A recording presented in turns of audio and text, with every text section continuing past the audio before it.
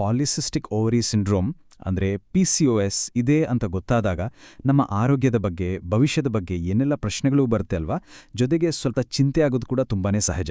ಹಾಗಿದ್ರೆ ಬನ್ನಿ ಈ ಸ್ಥಿತಿಯ ಬಗ್ಗೆ ಇರೋ ಸತ್ಯಾಸತ್ಯತೆಗಳೇನು ಮತ್ತು ಅದನ್ನು ಹೇಗೆ ನಿರ್ವಹಿಸೋದು ಅಂತ ಅರ್ಥ ಮಾಡ್ಕೊಳ್ಳೋಣ. ಸೊ ಡಯಾಗ್ನೋಸಿಸ್ ಆದ ತಕ್ಷಣ ಮನಸ್ಸಲ್ಲಿ ಮೊದಲು ಬರುವ ಮತ್ತು ಅತಿ ಮುಖ್ಯವಾದ ಪ್ರಶ್ನೆ ಅಂದರೆ PCOS ನಿಜವಾಗ್ಲೂ ಅಪಾಯಕಾರಿನಾ?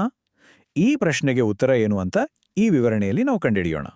PCOSನಿಂದಾಗೋ ರಿಸ್ಕ್ ಬಗ್ಗೆ ಮಾತಾಡೋ ಮೊದಲು ನಾವು PCOS ಅಂದ್ರೆ ಏನು ಅಂತ ಸರಿಯಾಗಿ ಅರ್ಥ ಮಾಡ್ಕೋಬೇಕು.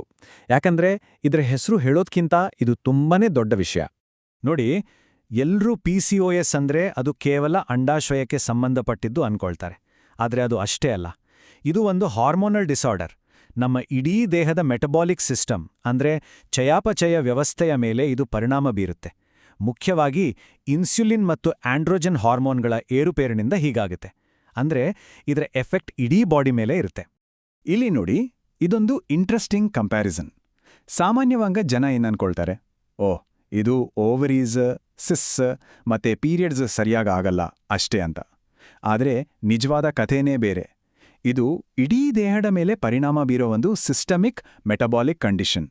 ಇದರಿಂದ ಒಂದಕ್ಕೊಂದು ಸಂಬಂಧ ಇರೋ ಹಾಗೆ ಬೇರೆ ಬೇರೆ ಆರೋಗ್ಯ ಸಮಸ್ಯೆಗಳು ಶುರುವಾಗ್ಬೋದು. ಹಾಗಿದ್ರೆ ಈ ಹಾರ್ಮೋನುಗಳ ಅಸಮತೋಲನದಿಂದ ಲಾಂಗ್ ರನ್ನಲ್ಲಿ ಏನೆಲ್ಲ ಆಗಬಹುದು? ಒಂದು ವೇಳೆ ಇದನ್ನ ಸರಿಯಾಗಿ ಮ್ಯಾನೇಜ್ ಮಾಡಿಲ್ಲ ಅಂದ್ರೆ ಒಂದಾದ ಮೇಲೆ ಒಂದರಂತೆ ಪ್ರಾಬ್ಲಮ್ಸ್ ಹೇಗೆ ಬರುತ್ತೆ ಅಂತ ಈಗ ನೋಡೋಣ. ಇಲ್ಲಿ ಒಂದು ಮುಖ್ಯವಾದ ವಿಷಯವನ್ನ ಗಮನಿಸಬೇಕು. ಪೀರಿಯಡ್ಸ್ ಸರಿ ಇಲ್ಲದಿದ್ದಾಗ ಗರ್ಭಾಶಯದ ಒಳಪದರ ದಪ್ಪ ಆಗ್ತಾ ಹೋಗುತ್ತೆ. ಇದರಿಂದ ಎಂಡೋಮೆಟ್ರಿಯಲ್ ಕ್ಯಾನ್ಸರ್ ರಿಸ್ಕ್ ಬೇರೆಯವರಿಗಿಂತ 3 ಪಟ್ಟು ಜಾಸ್ತಿ ಆಗುತ್ತೆ. ಆದರೆ ಕೇಳಿ, ಗಾಬರಿ ಪಡೋ ಅವಶ್ಯಕತೆ ಇಲ್ಲ. ಯಾಕಂದ್ರೆ ಸ್ಲೈಡ್ನಲ್ಲಿ ಹೇಳಿರೋ ಹಾಗೆ ಸರಿಯಾದ ಕೇರ್ ತಗೊಂಡ್ರೆ, ರೆಗ್ಯುಲರ್ ಚೆಕಪ್ಸ್ ಮಾಡಿಸ್ಕೊಂಡ್ರೆ ಈ ರಿಸ್ಕ್ನ ತುಂಬಾ ಸುಲಭವಾಗಿ ಮ್ಯಾನೇಜ್ ಮಾಡ್ಬೋದು. ಈ ನಂಬರ್ ನೋಡಿ ಸ್ವಲ್ಪ ಶಾಕಿಂಗ್ ಅನ್ಸ್ಬೋದು. PCOS ಇರೋ 50%ಗಿಂತ ಹೆಚ್ಚು ಮಹಿಳೆಯರಿಗೆ 40 ವರ್ಷ ಆಗೋ ಮೊದಲೇ ಡಯಾಬಿಟೀಸ್ ಅಥವಾ ಪ್ರೀ ಡಯಾಬಿಟೀಸ್ ಬರುತ್ತೆ. ಅಬ್ಬಾ! ಇದಕ್ಕೆ ಮೂಲ ಕಾರಣ ಇನ್ಸುಲಿನ್ ರೆಸಿಸ್ಟೆನ್ಸ್.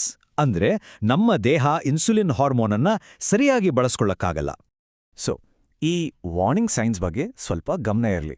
ತುಂಬಾ ನೀರು ಕುಡಿಯೋದು ಅಥವಾ ಪದೇ ಪದೇ ಯೂರಿನೇಷನ್ ಆಗೋದು, ಯಾವಾಗ್ಲೂ ಸುಸ್ತು, ಕಣ್ಣು ಮಂಜಾಗೋದು ಮತ್ತೆ ಕುತ್ಗೆ ಅಥವಾ ಆಂಪಿಟ್ಸ್ ಹತ್ರ ಚರ್ಮ ಕಪ್ಪಾಗೋದು, ಹೀಗೇನಾದ್ರೂ ಇದ್ರೆ PCOS ಇರೋರು ತಪ್ಪದೇ ರೆಗ್ಯುಲರ್ ಆಗಿ ಬ್ಲಡ್ ಶುಗರ್ ಚೆಕ್ ಮಾಡಿಸ್ಬೇಕು. ಇದು ತುಂಬಾನೇ ಇಂಪಾರ್ಟೆಂಟ್. ಇದು ಅಷ್ಟೊಕ್ಕೇ ನಿಲ್ಲಲ್ಲ. ಇದರ ಜೊತೆಗೆ heart disease, high blood pressure, ನಿದ್ದೆ ಮಾಡುವಾಗ ಉಸಿರು ನಿಲ್ಲೋ ಸಮಸ್ಯೆ ಅಂದ್ರೆ ಸ್ಲೀಪ್ ಎಪ್ನಿಯಾ, ಅಷ್ಟೇ ಯಾಕೆ ಡಿಪ್ರೆಷನ್ ಮತ್ತೆ ಆತಂಕದಂಥ ಸಮಸ್ಯೆಗಳ ರಿಸ್ಕ್ಸ್ ಕೂಡ ಜಾಸ್ತಿಯಾಗುತ್ತೆ. ಇದರಿಂದಾನೇ ಗೊತ್ತಾಗುತ್ತೆ PCOS ಎಷ್ಟು ಕಾಂಪ್ಲೆಕ್ಸ್ ಆದ ಕಂಡೀಷನ್ ಅಂತ. ಓಕೆ, ರಿಸ್ಕ್ ಬಗ್ಗೆ ಎಲ್ಲ ತಿಳ್ಕೊಂಡ್ವಿ. ಇಷ್ಟೆಲ್ಲ ಗಂಭೀರ ವಿಷಯಗಳಿದ್ದಾಗ ತಪ್ಪು ಮಾಹಿತಿ ತಲೆಗೆ ಹತ್ತಿದ್ರೆ ಕಷ್ಟ. ಸೊ ಈಗ ಸುಳ್ಳು ಯಾವುದು, ಸತ್ಯ ಯಾವುದು ಅಂತ ತಿಳ್ಕೊಂಡು ಸ್ವಲ್ಪ ಸ್ಟ್ರಾಂಗ್ ಆಗೋಣ ಬನ್ನಿ. PCOS ಬಗ್ಗೆ ಇರೋ ಕೆಲವು ತಪ್ಪು ಕಲ್ಪನೆಗಳನ್ನ ಬ್ರೇಕ್ ಮಾಡೋಣ. ಮೊದಲನೇ ಮಿತ್, PCOS ಬರೀ ದಪ್ಪ ಇರೋರಿಗೆ ಮಾತ್ರ ಬರುತ್ತೆ ಅಂತ. ಇದು ಖಂಡಿತ ನಿಜ ಅಲ್ಲ. ಫ್ಯಾಕ್ಟ್ ಏನಪ್ಪ ಅಂದ್ರೆ PCOS ಇರೋರಲ್ಲೇ ಸುಮಾರು ಅರ್ಧದಷ್ಟು ಜನ ದಪ್ಪ ಇರೋದಿಲ್ಲ. ಇದನ್ನ ಲೀನ್ PCOS ಅಂತ ಕರೀತಾರೆ.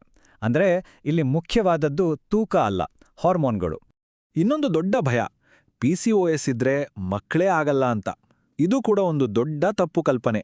ಹೌದು, ಇದು ಪ್ರೆಗ್ನೆನ್ಸಿಯನ್ನ ಸ್ವಲ್ಪ ಕಷ್ಟ ಮಾಡಬಹುದು ನಿಜ. ಆದರೆ ಸರಿಯಾದ ಟ್ರೀಟ್ಮೆಂಟ್ ತಗೊಂಡ್ರೆ PCOS ಇರೋ ಹೆಚ್ಚಿನವರು ಖಂಡಿತ ಗರ್ಭಿಣಿಯಾಗಬಹುದು.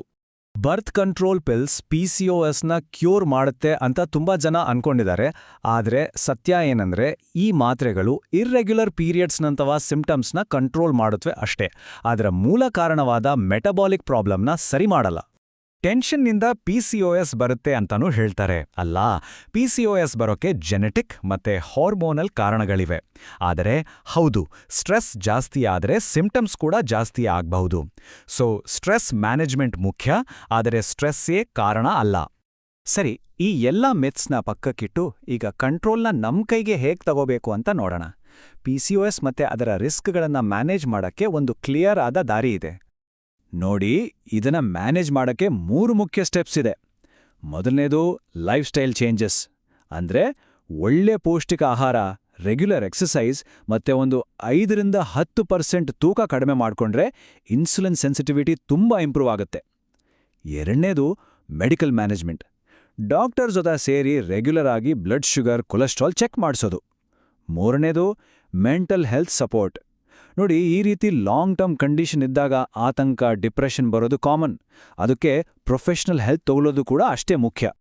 ಕೊನೆಗೆ ಅರ್ಕ ಅನುಗ್ರಹ ಆಸ್ಪತ್ರೆಯ ತಜ್ಞರು ಹೇಳೋ ಈ ಮಾತು ಎಲ್ಲವನ್ನೂ ಹೇಳುತ್ತೆ. ಸರಿಯಾದ ಕಾಳಜಿ ತಗೊಂಡ್ರೆ ಒಂದು ಪೂರ್ಣ ಮತ್ತು ಆರೋಗ್ಯಕರ ಜೀವನವನ್ನ ನಡೆಸಬಹುದು. ನೆನ್ಪಿಡಿ, PCOS ಅನ್ನೋದು ಆರೋಗ್ಯಕರ ಜೀವನಕ್ಕೆ ಒಂದು ಅಡ್ಡಿ ಅಲ್ಲ. ಸೊ ಕೊನೆಯಲ್ಲಿ ನಾವು ಕೇಳಬೇಕಾದ ಪ್ರಶ್ನೆ, ಇದು ಡೇಂಜರಸ್ಸಾ ಅಂತ ಅಲ್ಲ, ಬದಲಾಗಿ ಇದರ ಕಂಟ್ರೋಲ್ ತಗೊಳ್ಳೋಕೆ ನಾವು ರೆಡಿ ಇದೀವಾ ಅನ್ನೋದು.